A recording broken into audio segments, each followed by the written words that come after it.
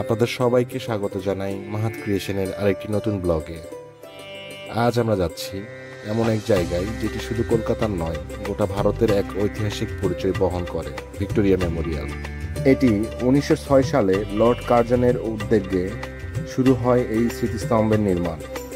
ব্রিটেনের রানী ভিক্টোরিয়ার স্মৃতির উদ্দেশ্যে এটি তৈরি করা হয়। 15 বছর পর 1921 সালে এটি সর্বসাধারণের জন্য খুলে দেওয়া হয়। সাদা মাকড়ানা মার্বেল দিয়ে তৈরি হয় এই দালানটি। ডিজাইন করেছিলেন স্যার উইলিয়াম এমারসন।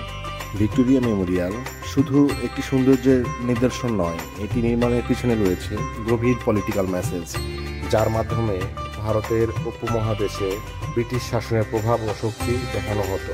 তবে আজ এই ভবনটি কেবল উপনিবেশিক ইতিহাস নয়, ভারতীয় সংস্কৃতির এক অমূল্য অংশ হয়ে দাঁড়িয়েছে। এখানে রয়েছে 250 ফিট উচ্চতার একটি কেন্দ্রীয় গম্বুজ, যার উপর স্থাপন করা হয়েছে একটি ব্রোঞ্জের অ্যাঞ্জেল অফ ভিক্টোরি মূর্তি। এই মূর্তিটি ঘুরতে পারে হাওয়ার দিক অনুযায়ী।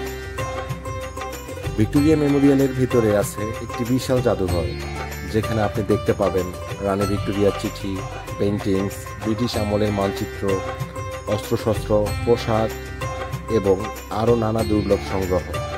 মোট 25টি গ্যালারিতে বিভক্ত এই জাদুঘর যেন এক জীবন্ত ইতিহাস। এই স্মৃতিস্তম্ভের চারিপাশে বিস্তৃত আছে সুন্দর বাগান ও লেক। প্রতিদিন সকাল থেকে সন্ধ্যা পর্যন্ত এখানে হাজার হাজার পর্যটক আসে, কেউ ইতিহাস জানতে, কেউ ছবি তুলতে, আবার কেউ কেবল প্রকৃতির সৌন্দর্যে হারিয়ে যেতে।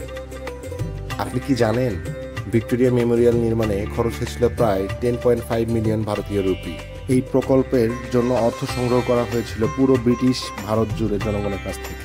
আপনার যদি ভিডিওটি ভালো লেগে থাকে তাহলে লাইক দিবেন, কমেন্টসে জানাবেন আপনি পরবর্তী কোন ঐতিহাসিক স্থান দেখতে চান, আর সাবস্ক্রাইব করে পাশে থাকুন মাহাত ক্রিয়েশনের সঙ্গে।